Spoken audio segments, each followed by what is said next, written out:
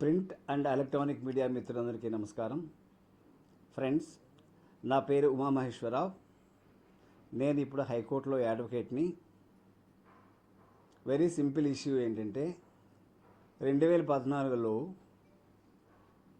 Greater Visakhapatnam municipal corporation ministerial subordinate service rules 2014లో service నిబంధనలు ఇచ్చారు.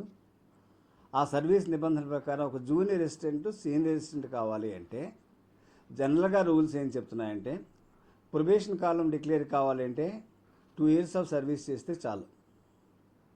అలాగే సీనియారిటీ కావాలంటే వాళ్ళ డేట్ ఆఫ్ జాయినింగ్ని కన్సిడర్ చేయాలి. ఇది విడిచిపెట్టి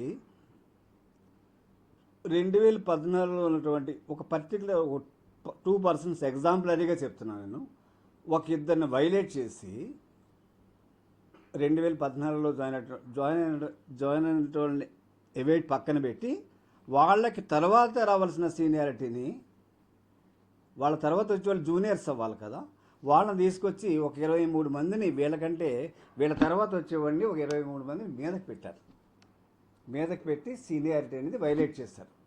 ఆ వైలేషన్ ఆఫ్ సీనియారిటీ మీద కోర్టులో కూడా గొడవ జరుగుతుంది. దీని మీద ఇంకా దాని మీద జడ్జిమెంట్స్ ఏం రాలేదు.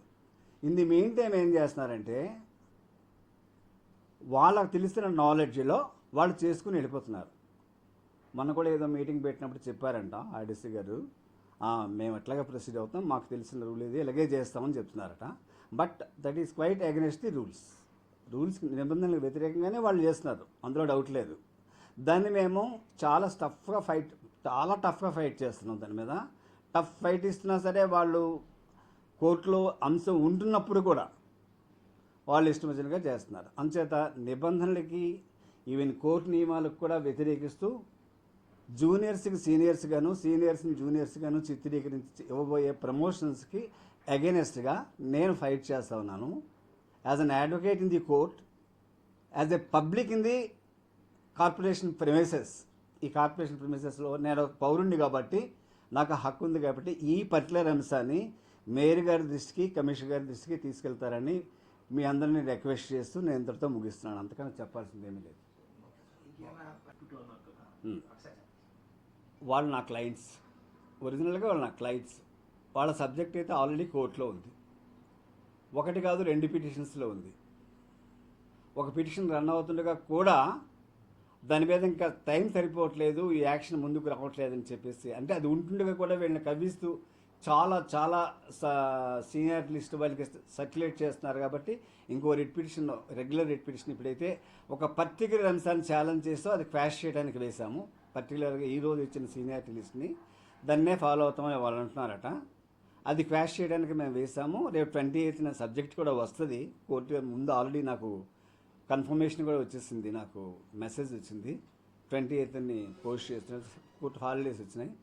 దాని మీద కూడా బహుశా వస్తే ఆర్డర్స్ వచ్చి క్వాష్ అవ్వచ్చు, క్వాష్ కాకపోవచ్చు. అది ఎందుకంటే కోర్ట్ టైమింగ్స్ ఎలా ఉంటాయని మరి ఎగ్జాక్ట్గా చెప్పలేను. కానీ విక్టిమైజేషన్ అయితే జరుగుతుంది. విక్టిమైజేషన్ చాలా స్పష్టంగా నిర్దిష్టంగా కావాలనే విక్టిమైజ్ చేస్తున్నారు. దానికి ఎవరు వ్యక్తులు నేనైతే బాధ్యులు చేయట్లేదు, కానీ వాళ్ళ అవగాహన రాహిత్యం మాత్రమే చెప్తాను. సర్వీస్ నిబంధనల మీద ఎవరికి సరైనటువంటి అవగాహన లేకుండా చేస్తున్నారు కాబట్టి నేను ఈ పర్టికులర్ అంశం మీద ఫైట్ చేస్తున్నాను. దయచేసి ఈ పర్టికులర్ సబ్జెక్ట్ని కమిషనర్ గారి వ్యూలోకి, మేయర్ గారి వ్యూలోకి ఎగ్జాక్ట్గా తీసుకొస్తే నేను కావాల్సిన రెగ్యులర్ డిబేట్ అయిన వాళ్ళ ఆఫీసర్తో రెగ్యులర్ డిబేట్కి వెళ్ళమన్నా నేను వెళ్తాను. నాకే ప్రాబ్లం లేదు.